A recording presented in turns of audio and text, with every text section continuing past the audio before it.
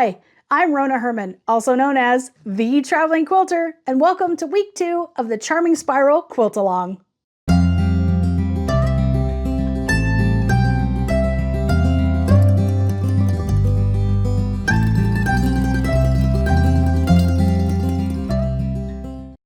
This week, we're going to be working on the 5-piece block.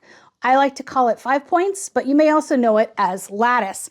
And it's basically the center of this right here. So you can see where there's 4 pieces that come together with kind of a square in the middle. And it's how to line it up so that all 4 of these come together nice and easy. So before we get started, if you haven't already, make sure to go to ronatheribbeter.com. There's a link below and download your fabric requirements. And there's also the information for week 1 where we covered our strip piecing. This week, you're going to need some of your blocks from week 1, just a few of the 3-piece strip B blocks. And of course, we're going to make our center, and you'll see how the 3 strips go on either side. And I wanted to make sure that these actually matched. And then eventually, when we get to it, I think in week 4, we'll be adding the ones that go this way. So in order to match them up, I wanted to look at which fabrics I had for these strips. The piece 3 strip that I have is the green and the purple. So I made sure to pull the strips that we're going to be working with to match the green and the purple. And then of course you can choose whatever 2.5-inch square you want to go in the middle. So like here it would be in the middle. And I'm doing these little ones that came in my nifty little mini charm pack. Okay, let's get these going. So the first thing we want to do, don't need these quite yet. First thing we want to do is cut these down to our 4.5 by 2.5 inch mini strips, pieces. I don't know, how would you refer to that? Mini strips or pieces? I think in my pattern I refer to them as units. Okay, so we just need to use our trusty little ruler. And I covered this last week too in how to cut your strips. So if you would like to check that out, you can. And for right now, I'm just going to cut 2 because I'm only going to be doing the 1 block. I will finish the rest of them later. So all we need is this one. We want to make sure that it's at 4.5. Okay, 4.5 by 2.5. And my purple strip .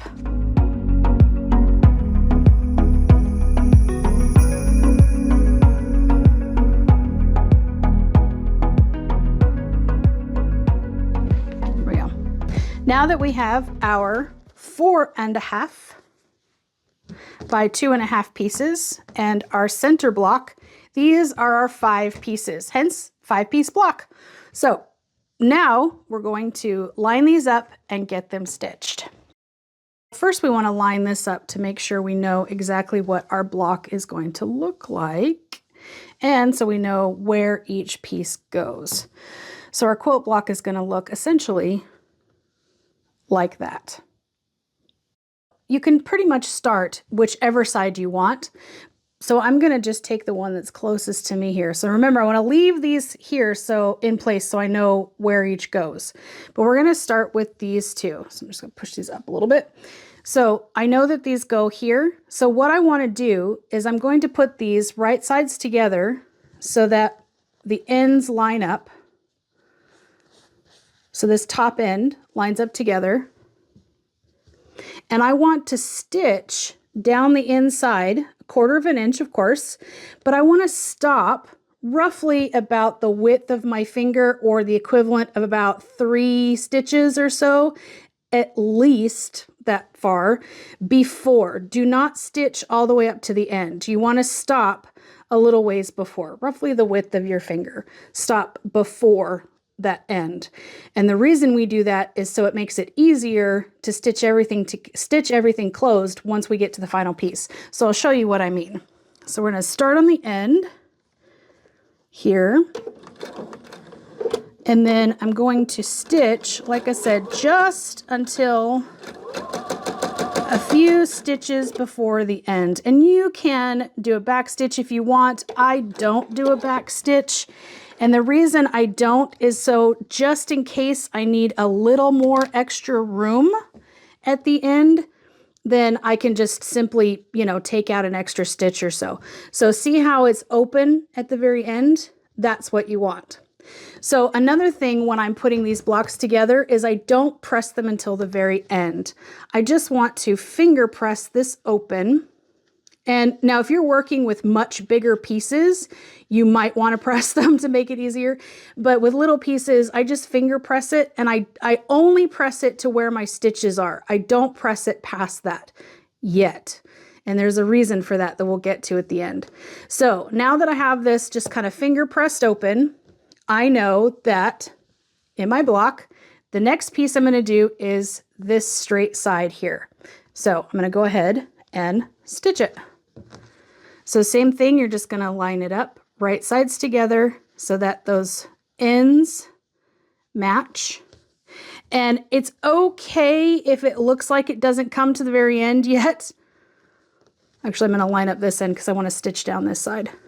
And like I said, it's okay if it doesn't look like it quite comes to the very end yet. As you stitch down and this flattens out, it'll come further. So let's get this guy going. And this one we are going to stitch all the way through. Just stitch it like you would a normal quilt block. All the way down.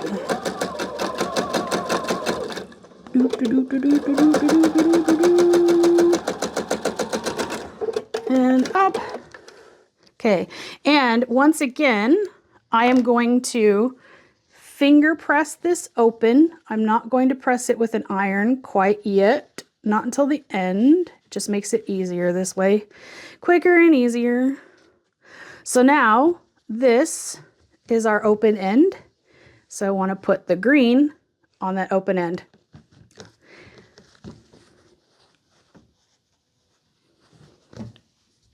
And same thing, stitching before. If I can get my thread. Bloop. Bloop, bloop, bloop, bloop, bloop, bloop, bloop, bloop, bloop, bloop, bloop, bloop, bloop. There I go, singing again. Oh my goodness.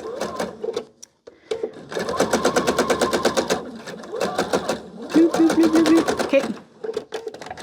Take that off, and then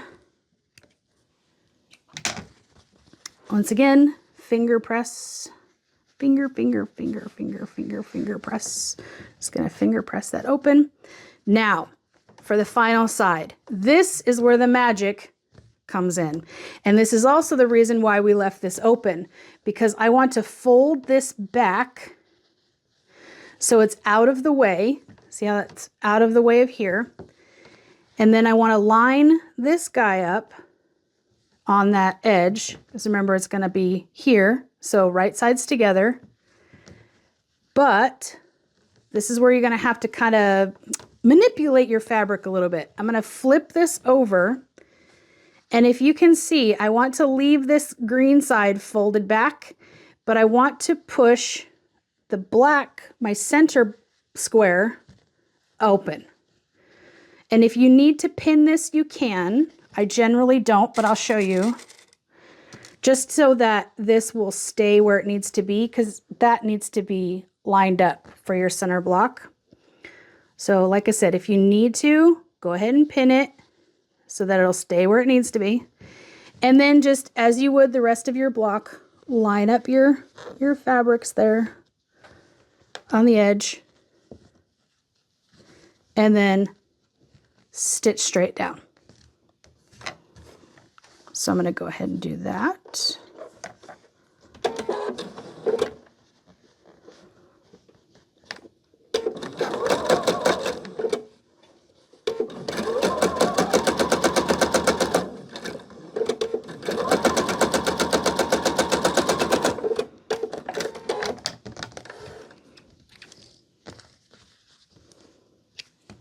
And make sure that when you're stitching, that this green piece does not get caught up in your seam. That's why I pull it back as far as I do, because I don't want this piece caught up in your seam here. So now, just like the others, I'm going to finger press this open. Bloop, bloop, bloop. So we're finger pressing it open. And then flip it over, turn your green side out, and look at that. You should be able to fold this right sides together and line that puppy up just like that.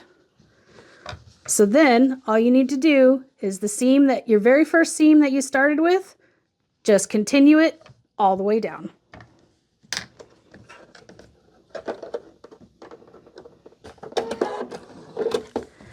I'm going to flip it this way so I can, oh wait, no, I don't want my needle down. I want my needle up for this one because I have to put the needle down to where I ended up there. And make sure my seam is open. And here we go. There we go. Now that's more like it. Okay. Up and out. Snip, snip. Finger press it. If I can get my fingers to work, I'll finger press it. Bloop, bloop, bloop. And there you have your 5 points. Now we're ready to press it with an actual iron. And just like that, through the powers of YouTube, there's our 5-piece quilt block. Or as I like to call it, 5 points, even though you notice it's only technically 4, but you're stitching it 5 times. So anyway, to finalize our block, I'm going to take 2 of our strip B from week 1. I'm going to take these guys and I'm going to attach it here. So the first one I want to do is I actually want to line it up so that these greens match. So it'll be there, and then on the other side, it'll be like that. Make sense? Okay. So to get these, we're going to do right sides together, and I'm going to show you a quick tip on how I get my seams to line up practically perfect every time. God, that sounds like Mary Poppins. Practically perfect in every way. In order to get this so that the seams match up, what I like to do is first I'm going to make sure that these edges are together. And where these seams come together, I'm going to just lift up, and I want to make sure that this top seam matches that lower seam, and just slowly roll it back down. Now, once I know that those are lined up, I'm going to take my pin, I'm going to push it into the right side, and then I want to bring it up the left side. And you can see the reason I do that, so it goes in the left side and comes up the right side. So that way I'm catching both sides of the seam on the top and on the bottom, because I want to make sure that that stays in place. Now I am going to say something very controversial before I put this through. When I stitch, after I know that I have my seams lined up perfectly, I actually stitch over the pin. Now, I'm only telling you how I do things and why. I'm not telling you that you have to, because you certainly don't. This is a very controversial topic. There are quilters that do stitch over their pin and swear by it, like me. And there are others that never, ever, ever, ever, ever stitch over their pin. And that's fine. This is the one beauty about quilting, is there's 10 different ways to accomplish the same goal. So like I said, I am just here to tell you what I do and why. So the reason I stitch over the pin is because I know that this is lined up absolutely perfectly. But when you are stitching, your presser foot is pulling the fabric this direction, right? Because it's pushing down as the fabric's coming through. So it's pushing the fabric this direction. But your feed dogs are pulling the back fabric or the bottom fabric this direction. So you're literally working against each other, right? One's going this way, one's going this way. And as subtle as it may be, if you take this pin out before the needle stitches over that seam, then there's a very good chance that this perfectly aligned seam will no longer be perfect because the fabric is going to shift under the feed dogs and the presser foot. Now, like I said, this is the reason that I do it. There are many reasons. If you do not feel comfortable stitching over your pin, if you do not want to void a warranty on your machine, if you do not want to, people say that it breaks the needles, which yes, I have to admit, I have broken a couple needles in the past, but I would say 99.9% of the time I don't break a needle. It's that 0.01% that it does. And also, if you break a needle, you do run the chance of throwing off the timing on your machine. But if you take your machine to the spa as often as I do, then there's not an issue with resetting the timing. So if it happens to get thrown off, but I've never had, even when I have on the rare occasion hit a pin, I've never actually thrown the timing off on my machine. So, yeah, so like I said, this is completely up to you. It is a controversial topic. This is just what I do and the reason why. So either way, now we're going to stitch down this side so we can get our block 5-point block and our block B strips from week 1.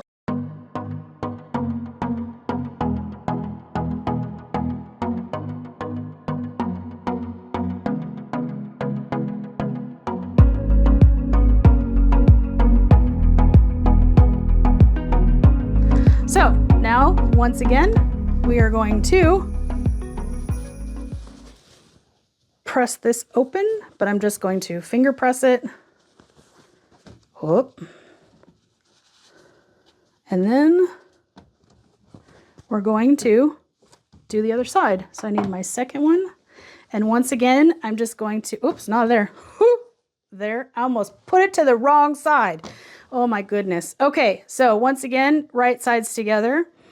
And I'm going to lift up, and I want to make sure that this is so much easier to do it from this side than from the other side on the camera. Okay, so we got that, and I want to get pin in, whoop, down on the right, and up on the left. Okay, then my controversial topic here, I'm going to stitch it. So needle down, and